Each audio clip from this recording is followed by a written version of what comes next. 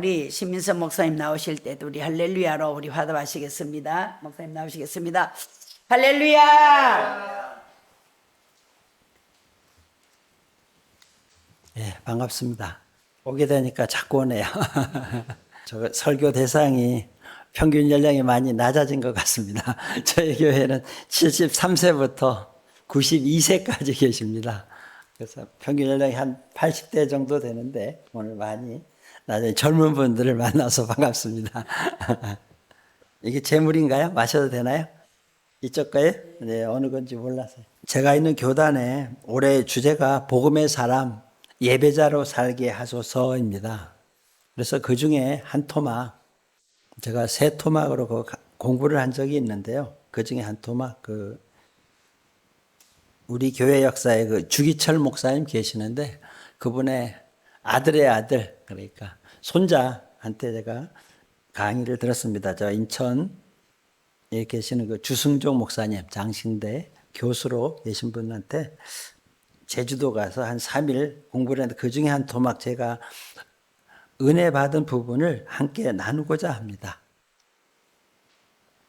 남편을 일찍 잃고 혼자서 어렵게 딸을 키우며 산 어머니가 계셨습니다. 그 어머니의 유일한 희망이었던 이 딸이 잘 자라서 이제 학교 선생이 되었습니다.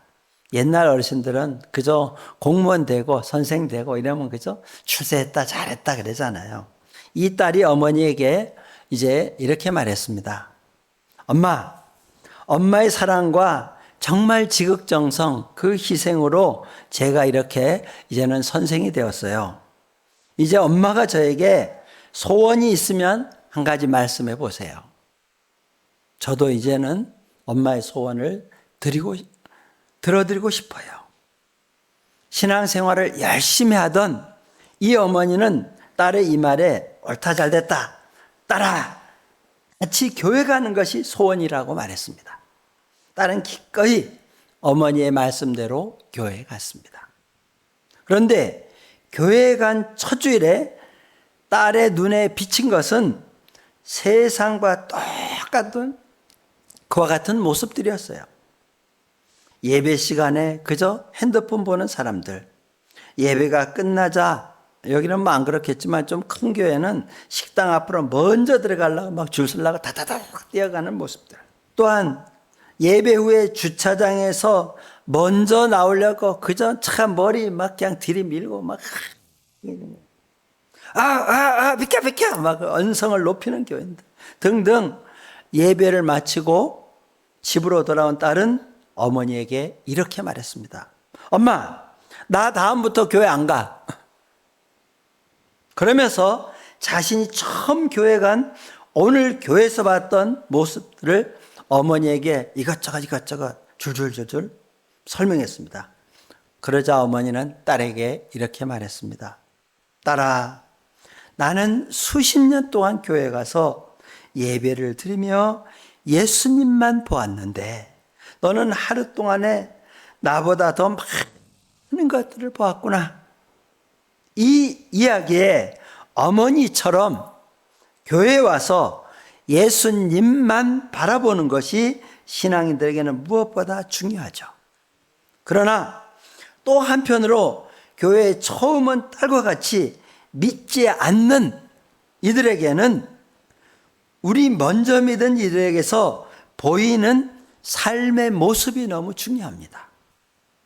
왜냐하면 우리 믿는 자들의 모습이 안 믿는 이들에게 잘못하면은 거침돌이 될 수 있기 때문입니다. 그런 의미에서 우리 신자들에게는 삶으로서의 이 예배, 이게 중요한 내용이 아닐 수 없죠. 이것을 어떤 그 신학자는 예배 이후의 예배라 그랬어요. 우리 같이 한번 해볼까요? 예배 이후의 예배. 예, 우리가 예배학에서는 예배당 안에서 1시간 드리는 거를 의식 예배라 그러고 교회 딱 밖에 나가서 월요일부터 토요일까지 사는 걸 삶의 예배예요. 그게 어울러져서 같이 굴러갈 때 참 예배예요.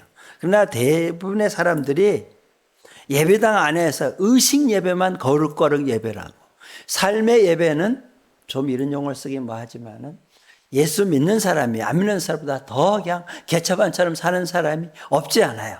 여기는 한 사람도 그런 분이 없겠지만 많은 신앙인들이 예배에 대해서 생각할 때 주로 예배당 안에서 드리는 거 이것만 생각하는 경향이 대부분 90% 이상이죠.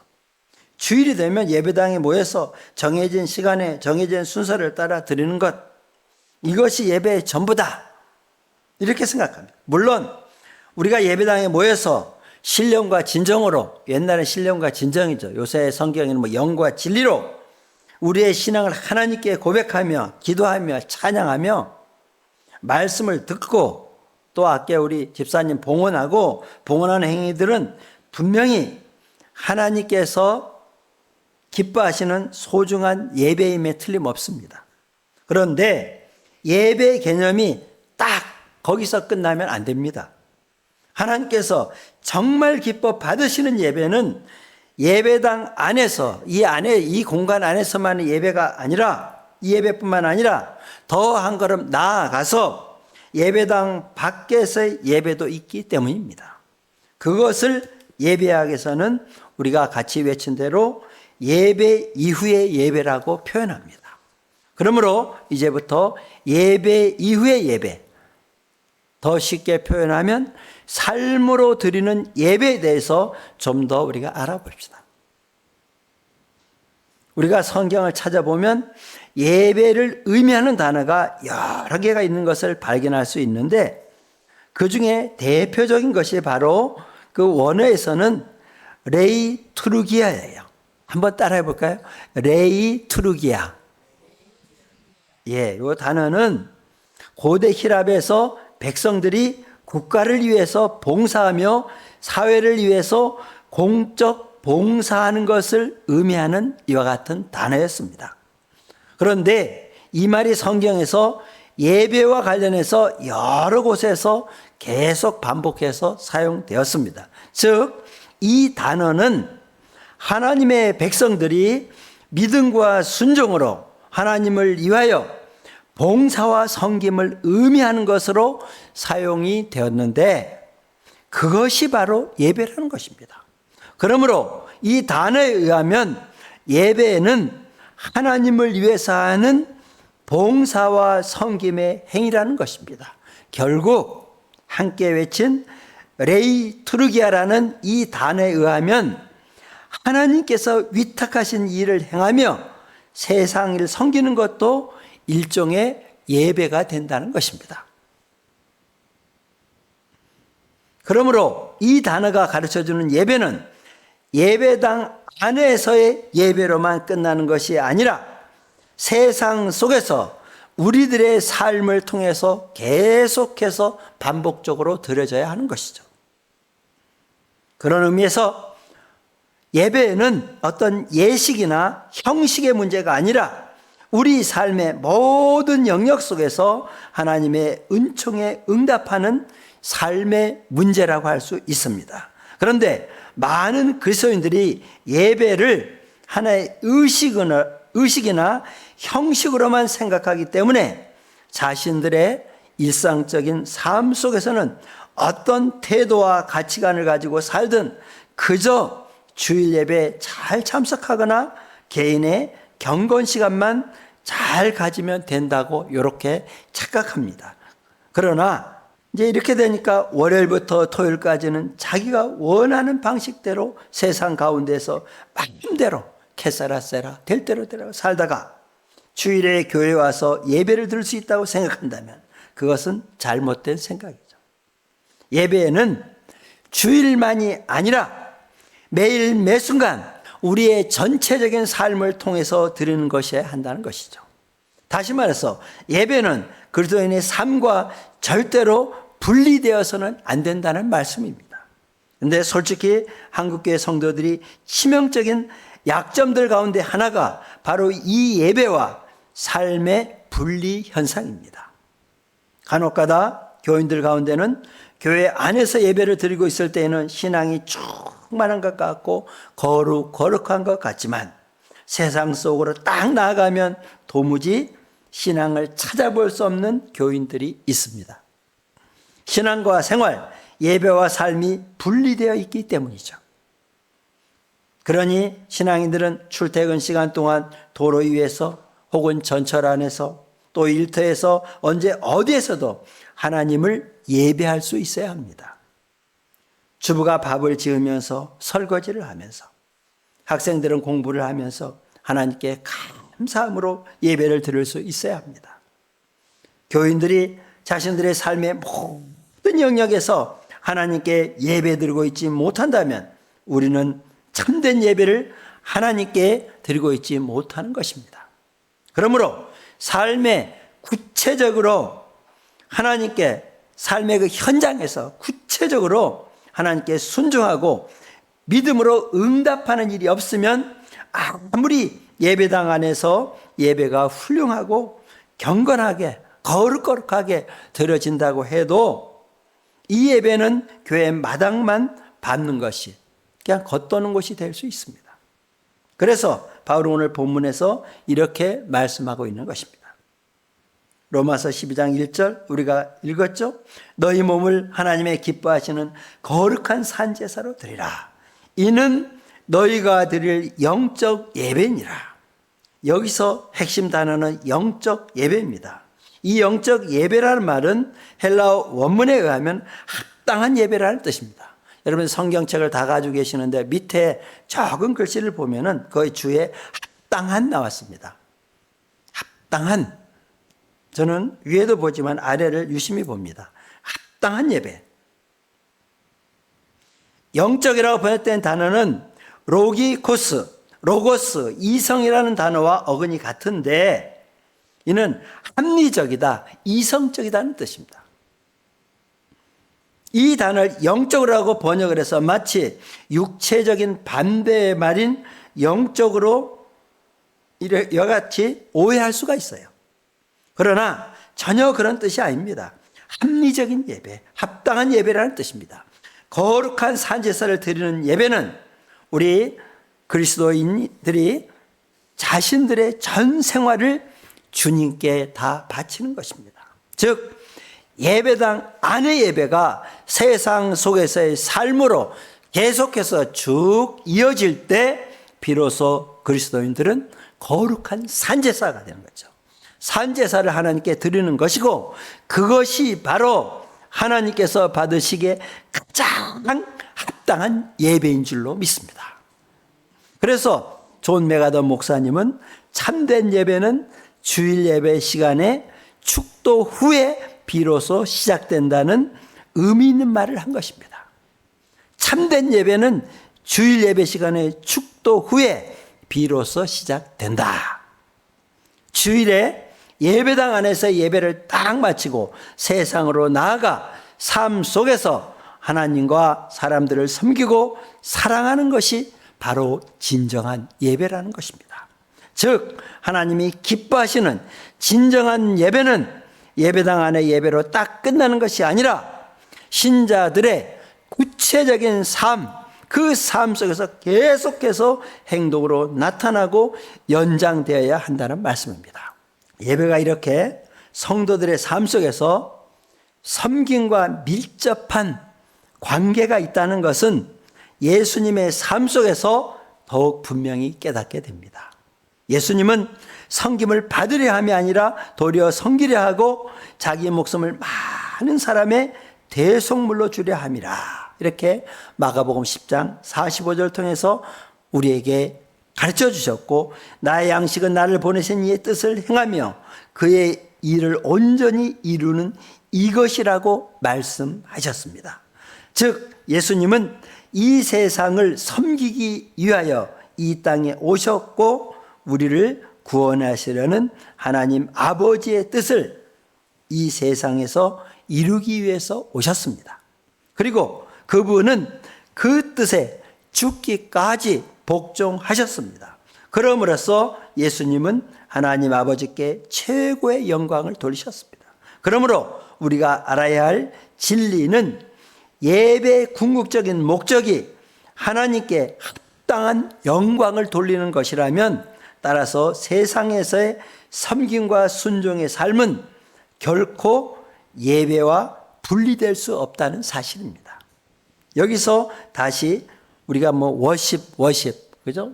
많이 그 얘기하는데, 워십이라는 영어의 뜻을 생각해 볼 필요가 있습니다. 이 워십이라는 말은 가치, was, 그죠? WRTH라는 말과 신분, ship, SHIP라는 말의 합성어인데, 그러므로 이 말은 하나님께 최상의 가치를 돌리는 것. 이게 워십이에요. 따라서 예배, 이 워십은 여호와 이름에 합당한 영광을 돌리며 그분께 최상의 가치를 돌리고 그분을 경배하는 것입니다. 이게 예배입니다. 시편 29편 2절을 인용하면 여호와께 그의 이름에 합당한 영광을 돌리며 거룩한 옷을 입고 여호와께 예배할지어다. 그렇다면 이렇게 하나님께 영광을 돌리며 그분께 최상의 가치를 돌리는 행위인 이 예배, 이 워십은 세상을 위한 봉사와 섬김과 결코 분리될 수 없습니다. 제가 오늘 예배를 준비하면서 네가 따로 놀면 안 되지 하면서 농협에 여기 오기 전에 안양에서 들렸어요. 그래서 이제 돈을 이제 얼마를 찾고 이래 보니까 그 사람들 그 돈 찾고 나면 그 영수증 있죠. 그 쪼가리가 막 돌아다니고 껌딱지가 막 돌아다니더라고요. 그걸 얼른 집에 갖고서 이렇게 넣고 이게 예배야. 그것도 예배 하나입니다. 구체적인 실천은 그게 다른 사람을 기쁘게 하는 거예요. 내가 조금 손해보고 다른 사람을 기쁘게 하고 그게 예배예요. 근데 그거는 안 해요. 여기 와서만. 처럼 세상을 향해 봉사와 섬김이 없다면 그것은 하나님의 영광을 드러내는 삶이 아니기 때문에. 그러므로 예배는 항상 이 세상의 삶을 향해 나아가는 자세로 드려져야 하고, 그리고 세상 속에서 예수님처럼 섬기는 일은 곧 하나님께 영광을 돌리는 예배 행위가 되는 것입니다. 이것이 바로 바울이 말하고 있는 신자들이 하나님께 드릴 영적 예배, 가장 합당한 예배예요. 이것이 로마서 12장 1절 그 전후 말씀 설명이죠. 그래서 영국의 성경학자 월리엄 바클레이는 그 성경 주석가죠. 진정한 예배는 하나님께 정교한 기도를 드리는 것이 아니고 장엄한 의식을 드리는 것이 아니다. 진정한 예배는 하나님께 매일매일의 삶을 드리는 것이라고 말한 것입니다. 매일매일의 삶을 드리는 것이 예배다. 즉 우리가 드려야 할 합당한 예배는 예배당 안에서 행하는 어떤 행사가 아니라 온 세상을 하나님의 성전으로 보고 이 세계를 다 하나님의 성전으로 보고 우리의 모든 일상 행동을 그 안에서 행하는 예배 행위로 보아야 한다는 말입니다. 그래서 이 바클레이는 계속해서 말하기를 우리는 주일이 되면 나는 교회에 하나님을 예배하러 간다고 말함과 동시에 월요일부터는 이렇게 말할 수 있어야 된다고 주장합니다. 즉 나는 월요일 되면 공장에, 상점에, 사무실에, 학교에 혹은 농가밭에, 상과들에 그리고 바다에, 한마디로 말하면 삶의 현장에 하나님을 나는 예배하러 간다. 이렇게 말할 수 있어야 됩니다. 그렇습니다. 우리가 진정으로 들을 예배는 예배당 안에서 한정되어 있어서는 안 됩니다. 우리가 월요일 아침부터 맞이하는 일상의 모든 공간이 곧 우리 삶의 예배에 위한 곳이 되어야 합니다. 그렇다면 우리는 어떻게 우리의 모든 삶의 현장에서 구체적으로 하나님께서 기뻐하시는 산제사를 드릴 수 있을까요? 그것은 우리가 예수님을 본받아 사람들을 사랑하고 섬김을 통해서 드릴 수 있습니다. 앞에서 제가 말씀드렸듯이 예수님은 섬김을 받으려 함이 아니라 도리어 섬기려 하고 자기의 목숨을 많은 사람의 대속물로 아낌없이 자기 자신을 내어주셨습니다. 예수님은 온 인류를 위하여 십자가에 달려 죽기까지 우리를 사랑하심으로 섬기셨습니다. 그러므로 우리들도 예수님처럼 삶의 구체적인 그 현장에서 사람들을 사랑하고 섬길 때 우리의 삶은 하나님께서 기뻐 받으실 거룩한 산제사가 될 줄 믿습니다. 히브리서 13장 16절에서는 이렇게 말씀합니다. 오직 선을 행함과 서로 나누어 주기를 잊지 말라. 하나님은 이 같은 제사를 기뻐하시느니라. 그렇습니다. 우리가 예수님을 본받아 우리의 삶의 현장에서 하나님을 사랑하기에 그 사랑을 우리의 이웃에게 선을 행함으로 표현하고 또한 우리의 가진 것을 나누면서 살아갈 때 우리는 하나님께서 기뻐하시는 산제사를 드릴 수 있게 되는 것입니다. 즉 우리가 예수님을 본받아 우리의 삶의 현장에서 작은 예수가 되어 예수님처럼 섬기며 사랑하며 살려고 발버둥 칠 때 우리의 그 삶은 하나님이 기뻐 받으시는 합당한 예배가 된다는 말씀입니다. 그래서 휘티어는 이렇게 말한 바 있습니다. 주께서 축복하시는 거룩한 예배는 잃은 자를 회복하고 상한 영을 싸매주고 과부와 고아를 키우는 것이다. 제가 한 예화하고 마치죠. 파친코 이야기입니다. 얼마 전 그 애플 TV에서 재미교포 이민진 작가의 동명의 소설을 드라마로 만들어서 화제가 되었습니다. 이 드라마의 이름은 파친코. 일제강점기 그 시절을 배경으로 하고 있습니다. 드라마의 내용은 대략적으로 이렇습니다. 일제강점기 시절 부산 영도의 가난한 하숙집 딸인 선자는 일본의 가정을 두고 한국을 오가며 사업을 하던 깡패 한수를 만나 그의 아이를 갖게 되면서 인생의 위기를 맞게 됩니다. 그 시절 처녀가 아이를 가졌으니 사람들에게 손가락질 당하고 버림받게 된 것입니다. 어떤 동네에서는 맞아 죽어요. 그런데 그때 그녀를 구해준 것이 평양에서 신학을 공부한 백이삭 전도사였습니다. 백 전도사는 아이를 잉태한 채 버림받은 선자를 아내로 삼는 것이 하나님의 그 사랑을 실천하는 길이라는 것을 믿고 그녀와 결혼을 하게 됩니다.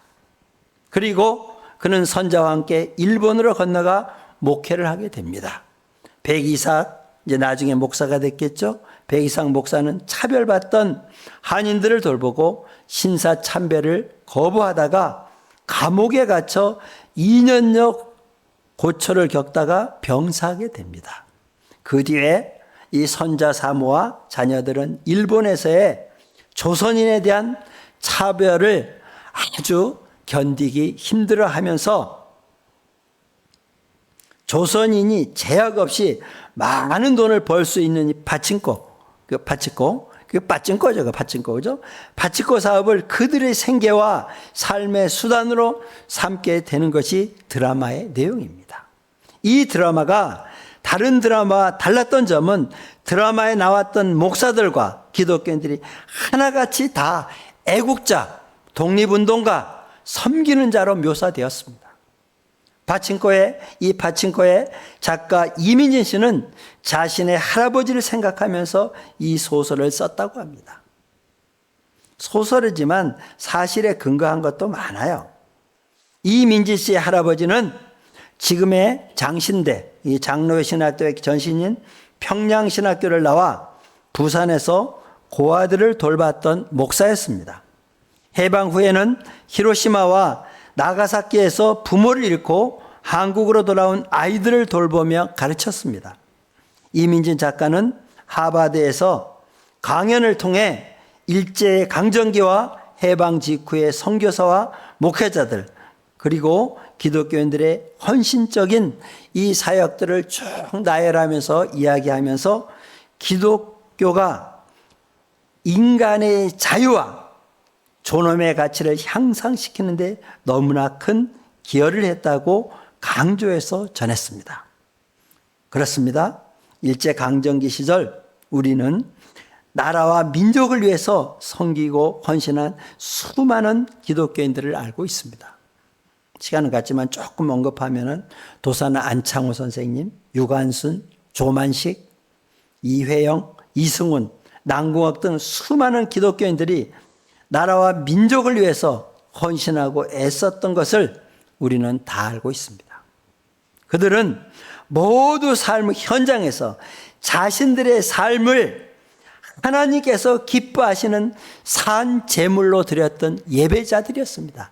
참된 예배자들이었어요. 일제강점기 시절 기독교 인구는 2%도 되지 않는 1.8% 정도 되었습니다. 해방 당시에는 5% 정도의 수준이었습니다. 하지만 그럼에도 불구하고 그들이 미친 영향력은 세상에 엄청 컸습니다. 그들 모두가 예수님을 본받아 나라와 민족을 진실로 사랑하고 예수님과 같은 그 사랑으로 다른 이들을 섬기며 살아가셨습니다. 그들의 삶 전부를 하나님께서 기뻐하시는 거룩한 산제사로 드렸던 것입니다. 그렇기에 기독교 인구가 전체 인구의 5%도 되지 않았지만 기독교는 우리 민족의 희망이요 등불이 될 수 있었습니다. 제가 자주 안 오니까 저는 부흥회는 못하지만 사경회처럼 조금 더 할게요. 근데 막 12시가 되면 막 불안해요, 제가 지금. 그래서 우리의 삶의 모든 영역에서 하나님께 영광을 돌립시다. 우리 삶을 예배로 한번 만들어 보십시다. 우리가 이렇게 하나님께서 기뻐하시는 거룩한 산 제사를 드릴 때, 우리가 삶을 통한 합당한 예배를 드릴 때 지금 점점 그 맛을, 이 소금의 맛을 잃어버리고 있는 한국교회가 새롭게 변하고 이 민족과 사회가 다시 꿈틀거려 살아나는 놀라운 역사가 일어날 것입니다. 다시 한번 생각해 보십시다. 오늘 한국 국민의 20% 이상이 하나님을 믿는 사람들입니다. 5명 중에 1명은 예수 믿는 사람들이에요. 이제 더 깨끗합니까, 세상이? 1.8%, 2%, 5% 믿을 때보다 더 깨끗합니까? 여전히 한국 사회는 부정과 부패가 있습니다. 우리 사회는 여전히 힘과 권력이 있는 자들의 부정과 부패로 인한 냄새가 진동을 하고 있습니다. 털어서 먼지 않는 사람이 어디 있겠느냐고 흔히들 말은 하지만 어쩌면 그렇게도 예나 지금이나 장관 후보자들, 그죠? 좀 높은 사람들 청문회 때 하나같이 펄펄 먼지가 날는지 모르겠습니다. 그런데 문제는 그 많은 후보자들 가운데 통계적으로 보면 분명히 5명 중에 최소한 1명은 하나님을 믿는 사람들일 것입니다. 그리고 온 국민들 가운데 통계적으로 20%가 하나님을 믿는 사람들이라는데, 이렇게 어떻게 오늘 우리 사회에 부정과 부패, 먼지가 날리고 있는 것일까요? 5사람 가운데 1사람이 이것은 하나님의 뜻이야, 이것은 안 돼! 라고 부정과 부패를 거절한다면, 저는 깊은 것은 모르겠지만 대장동 사건 이런 데 뭔가 있기는 있는 것 같잖아요, 그렇죠? 그와 같은 냄새나는 사건들이 일어날 수 없을 것입니다. 앞서 말씀드렸듯이 우리가 삶의 현장에서 하는 모든 일들이 하나님을 예배하는 행위와 밀접한 관련이 있다면, 우리가 우리의 구체적인 삶의 영역 속에서 일하고 섬기는 일들이 하나님을 예배하는 행위라면, 우리는 가정에서, 직장에서, 혹은 관공서에서, 학교에서 어떻게 살고 행동해야 되겠는가? 예배의 궁극적인 목적은 하나님께 합당한 영광을 돌리는 것이다. 그렇다면 이 바울이 쓴 고린도전서 10장 31절에 의하면, 그런즉 너희가 먹든지 마시든지 무엇을 하든지 다 하나님의 영광을 위하여 하라. 우리는 먹든지 마시든지 무엇을 하든지 다 하나님의 영광을 위하여, 다른 말로 말하면 하나님을 예배하는 자세로 살아라. 우리가 직장에서 일을 할 때에도, 학교에서 가르치거나 공부를 할 때에도, 시장에서 장사를 해도, 가정에서 식구들을 위하여 가사 일을 할 때에도, 무슨 일을 해도 하나님의 영광을 위해서 해라. 그것이 예배다. 나는 지금 내가 하는 일들을 통하여 하나님을 예배한다는 의식을 가지고 감당해야 될 줄로 믿습니다. 내가 사업을 하는 사람이라면 그 사업을 통해서 직원들의 생활을 돕고 섬김으로 하나님께 영광을 돌리고자 한다면 세금을 탈루하고 부정한 방법으로 돈을 벌려고 하겠습니까? 아닙니다. 오늘 두 번째 본문인 눈가림만 하여 사람을 기쁘게 하는 자처럼 하지 말고 그리스도의 종들처럼 마음으로 하나님의 뜻을 행하고 기쁜 마음으로 섬기기를 여기를 다른 말로 표현하면 예배하기를 주께 하듯 하고 사람들에게 하지 말라. 근데 오늘 6절에 이 마음, 그걸 밑에 그 줄을 보면은 여러분 성경책 밑에 적은 글씨를 보면은 목숨이에요, 목숨. 예배 드리고 삶을 살 때 목숨 바쳐서 그걸 하나님께서 나에게 맡겨 주었다 하고 목숨 걸고 하는 거예요. 그럼 목숨 걸고 하면 일이 안 될 게 뭐가 있습니까, 여러분? 그 줄을 보세요. 밑에 보면 목숨 있죠? 최복순 목사님 맞죠? 밑에 주에 목숨. 종들처럼 마음으로 하나님의 뜻을 행하고 기쁜 마음으로 섬기기를 예배하기를 주께 하듯 하라. 뭐 어떤 일을 할 때, 바른 일을 할 때는 목숨 걸고 하는 거예요. 그게 예배입니다.